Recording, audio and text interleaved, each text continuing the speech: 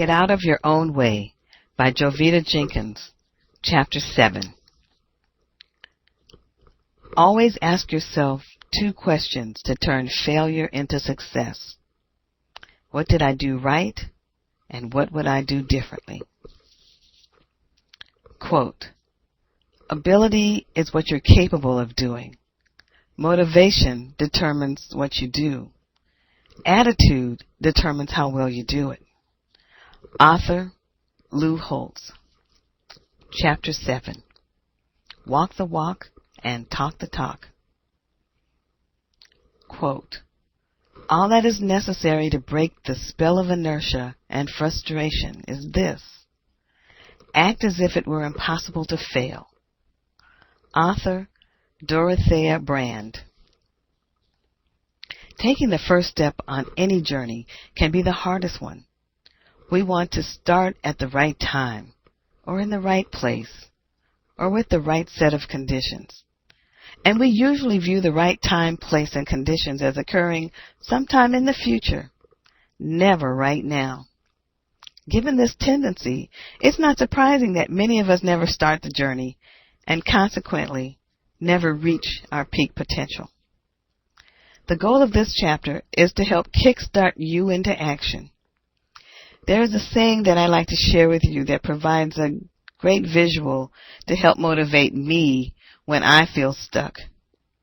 I use this saying to help kickstart myself into action. For many people, life is a search for a proper manila envelope in which to get themselves filed. The thought of getting myself filed in a manila envelope is not my idea of success. And if you've gotten to this point in my book, I assume that it's not your idea of success either. I want to live on the outer edge of my potential, not on the inner edge of my security. How about you? Do you want to live on the outer edge of your potential and create a fulfilling and satisfying life?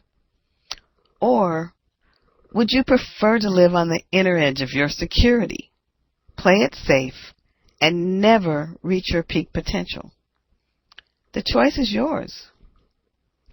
Getting started down any path that is unfamiliar requires that you are willing to step out of your comfort zone. Stepping into unknown territory opens you up to the possibility of failure. Fear of failure has kept many a person paralyzed, unable to move in the direction of their goals. But keep in mind that if you never risk failure, you guarantee it. You must feel the fear and keep going. Remember, if you keep doing what you've always done, you will keep getting the results that you've always gotten. To move in new directions, we must unlearn our old way, let go of behaviors that no longer serve us, and learn a new way. Walk the walk and talk the talk focuses on behavioral changes, getting out of your own way. In this chapter, we will introduce the concept of visualization and actualization as mechanisms for retraining your brain to think differently about your life and your possibilities. Changing just one behavior can be the catalyst that propels you to the next level of success. Using the techniques described in this chapter can help you change your behavior in 3 ways. Number 1, increasing your level of awareness. Number 2, increasing your practical understanding of the circumstances and environment. And number 3, increasing your ability to make good decisions based on knowledge. Walk the walk and talk the talk means thinking and acting in new ways for the express purpose of moving you toward your goals. The thoughts conveyed in this chapter are not new. Intuitively, we all know that you must be able to picture yourself doing, being, and having what you want before you can make it happen. As previously mentioned, psychological studies have shown that our subconscious mind cannot tell the difference between what we imagine and reality. Therefore, we have the ability to train our brains to accept a new reality in many cases before we accomplish the goal. Visualization and actualization. We have all heard the sayings, fake it until you make it, and act confident before you feel confident. I like to add another saying that I think is very appropriate in this context, and that saying is, practice the future. You practice by vividly visualizing yourself accomplishing the goal, visualization, and acting as if you've already attained it, actualization. Visualization helps you strengthen your resolve to attain your goals. If you can believe it, you can be it. Vivid visualization involves all of your senses. You not only see yourself having accomplished the goal, but you develop a mental picture of where you are, who is with you. You also visualize the sounds, sights, and smells associated with the accomplishment. An example can make this concept much clearer. Let's say you want to buy a new house. Vividly visualize the house. How many rooms does it have? What color are the walls in each room? How is each room furnished? Who lives there with you? What do you see from the living room window? What smells are coming from the kitchen? Make the visualization as real as possible. Experience the house from the inside. Write down the details in your journal. Revisit this vision on a regular basis. Being able to see yourself in the house helps to visualize and motivate you more to both consciously and at a subconscious level find ways to make it a reality. Actualization helps you practice the future. Whenever we assume a new role, we have to figure out what's expected of us. How do we act that is appropriate for the role? We may lack confidence in our ability to do what is expected. A great rule of thumb is to act confident before you feel confident. If you act confident, over time, your brain gets the message and confidence kicks in. As an aside, men are better at actualization than women. Men have no problem with wags. And what are wags? They are wild-ass guesses. Men will guess and act truly confident, while women have a tendency to want to have all the answers before they act. I know I've been guilty of this as well. In my opinion, this is one skill that women in the business world need to acquire. Being able to act confident when you really aren't makes the confidence kick in faster. What is your dream? What are you visualizing to keep your dream alive? What steps can you take to actualize your dream? Practice the future. Here is a tip. When beginning your journey to achieving your goals, focus your early efforts on achieving a few quick successes. Use your early successes to build your confidence in taking the next steps. Remember that many small steps have brought you to where you are now. Keep going, one step at a time. Keep your vision vivid in your mind's eye. Act as if you've accomplished your goal. Find a way to celebrate each success. Food for thought.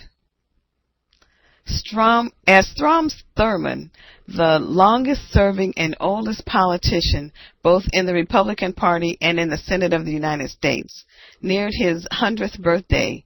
A reporter asked him a question. The question dealt with what he thought was the greatest thing he could think of about becoming 100 years old.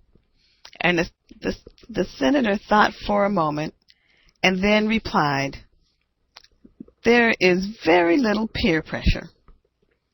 It seems even peer pressure, the favorite explanation given for the behavior of young people, can be overcome if one lives long enough.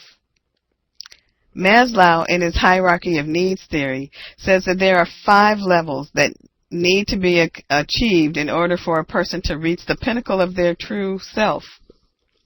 That point called self-actualization.